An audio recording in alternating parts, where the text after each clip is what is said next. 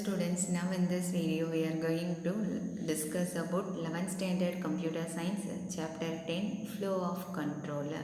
So we already discussed what is mean by sequence statement and what is mean by alternative statement and what are the different kinds of alternative statements used in C++ programming language. Okay, now in this video we are going to discuss about what is mean by iteration statement and what are the different types of iteration statements available in C++.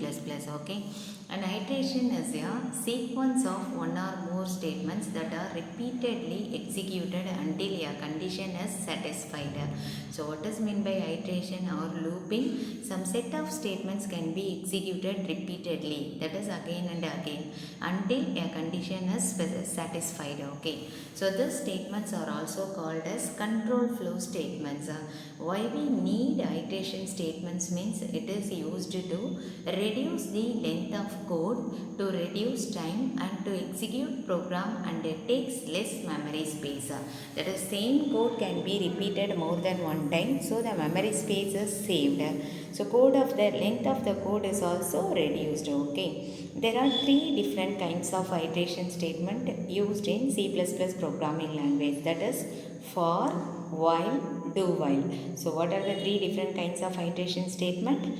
For, while, do while.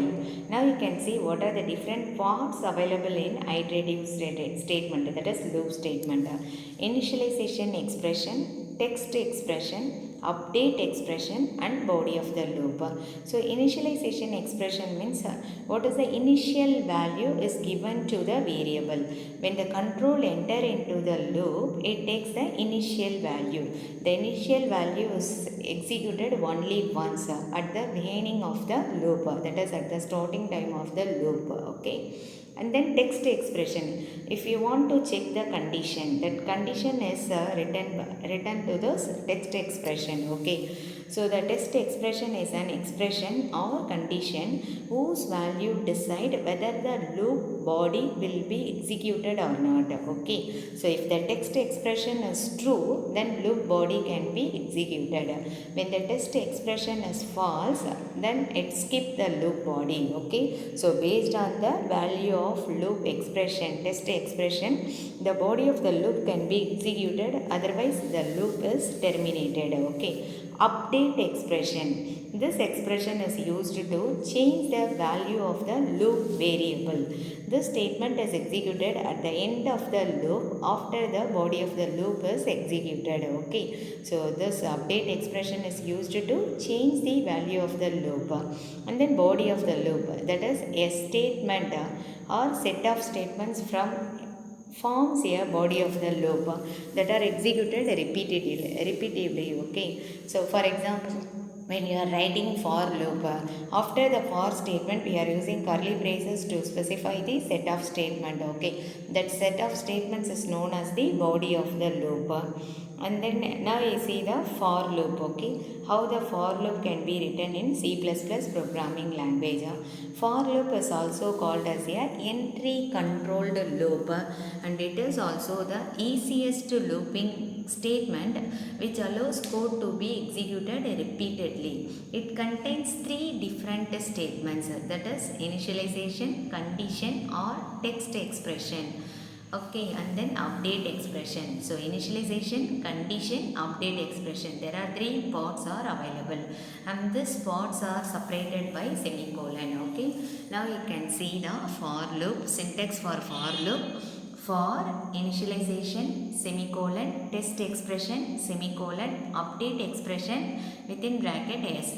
So for loop is having three different segments, that is initialization, text expression and update expression. Within this for loop, see here open and close curly braces.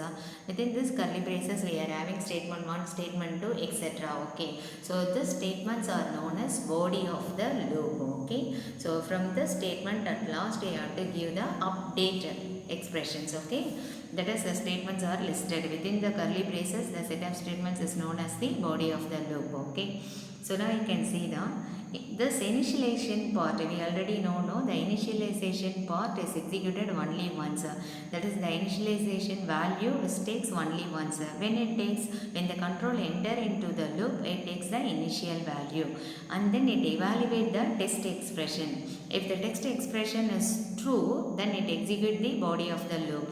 When the text expression is false, then it skip the, that is terminate the body of the loop. Okay. So after the evaluation of update expression part, the control is transferred to the text expression.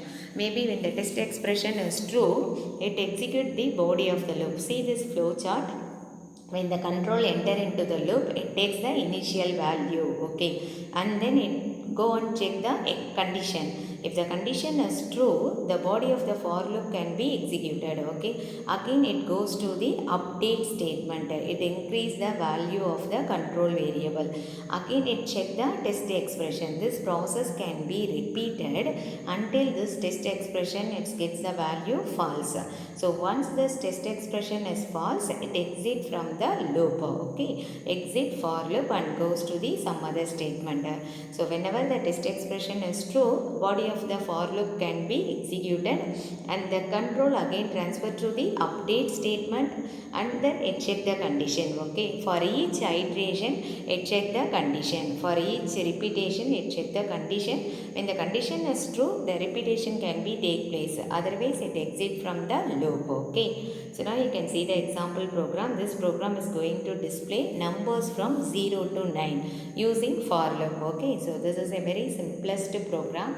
In this program we are going to display the numbers from 0 to 9, okay. So say this, you first start with the header file hash include iostream. Iostream header file is used for cin and cout statement using namespace std and then int main. Here main is the function name, int is the return data type of the function, and then open curly braces int I. Here I is the control variable, okay. So int I is a variable name. This variable is used to control the execution of the loop. So we call it as a control variable. For is the keyword. What is the general syntax for? For initialization, semicolon, test expression, semicolon, update expression, okay. Now you can substitute that, now you can use that syntax to write the for statement, okay. For I equal to 0, semicolon, I less than 10, semicolon, I plus plus. So here the initial value of I is 0. We are checking the condition I less than 10, okay. So when the control enter into this loop, it first take the value I equal to 0 and then it check the condition 0 less than 10. Condition is true or false? 0 less than 10 means the condition is true. So when the condition is true, the body of the statement can be executed. What is the body of the statement in this program? Cout less than value of I less than I less than end L. Okay, so this is the statement is used inside the body of the for loop. Okay, now it show the message value of I and then it show the value for I. What is the value stored in I? At the first time it show the value 0. Okay, end L is used to move the cursor to the next line, okay. So either we can use /n or end L. End L and /n both of them is used to move the cursor to the next line, okay. After displaying the value 0, the cursor goes on to the next line. Again the control transfer to the for loop. Now the control goes to the updation part, that is I plus plus, okay. And the repetition, each iteration the control transfer to the updation part, I plus plus. I plus plus means the value of I is increased by 1. So now what is the value is already stored in I? 0. So I equal to I plus 1, that is 0 plus 1. Now the value of I is 1 and then it check the condition 1 less than 10. The condition is true. So when the condition is true, the body of the statement can be executed. That is value of I. Now what is the value for I is 1. So that will be displayed. Again the control transfer to the for loop. Now the control transfer to which section? Update, okay. So now it update the value of I by 1. So I equal to I plus 1. Already the value of I is 1. 1 plus 1. Now the value is 2. So I check the condition 2 less than 10. Condition is true. It show the output value of I. The value is 2. Okay. Like that this expression can be repeated until 9 times. Okay. So it show the output value of I is 9. After 9, the value of I is 10 and then it check the condition 10 less than 10. Condition is false. So once the condition is false, it exit from the for loop. Okay, can you able to understand? That is, this for loop can be repeated 9 times. When the value of I is reached 10, 10 less than 10, condition is false. So once the condition is false, the body of the for loop cannot be executed. It skipped. That is, it exit from the for loop.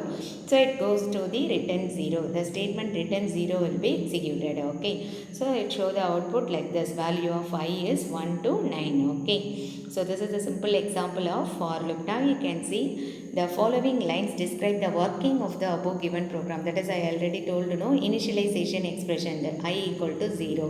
Which one is a text expression? I less than 10. Update expression is I plus plus. So see outer. This statement is the body of the loop. So here end L. What purpose we are using? Move to the next line. The body of the loop contains a single statement. So need not use the curly braces. Okay. Here there is no curly braces because we are having only one statement. Okay.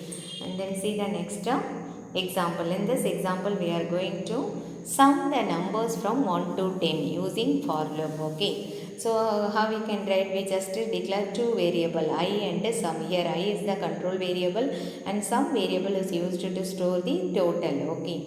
I equal to 1, I less than 10, I plus plus. In for loop we are using the initialization step, test condition and updation. Okay. So sum equal to sum plus 1. We are in this body of the loop statement is sum equal to sum plus 1. At the first time it takes the initial value 1 and check the condition 1 less than or equal to 10. Condition is true. When the condition is true, then body of the statements can be executed. What is the initial value for sum? 0. So 0 plus 1. Store the value 1 in sum. Again the control transfer to the updation statement. Now the value of I is incremented by 1. I plus plus. Plus plus means increment operator. This operator is used to increment the value of variable by 1. So already the value of I is 1. Now 1 plus 1 we get the value 2 and then it check the condition 2 less than or equal to 10. Condition is true. Again it execute the statement sum equal to sum plus I. Already the value of sum is 1. 1 plus 2. What we get? We get the result 3. That is a total 3 that will be stored in sum. Again the control transfer to the for loop. It increment the value of I by 1. So already the value of I is 2. So 2 plus 1. Now the value is 3. Again it check the condition 3 less than or equal to 10. The condition is true. So body of the loop can be executed. Sum equal to 3 plus 3. Now you get the value 6.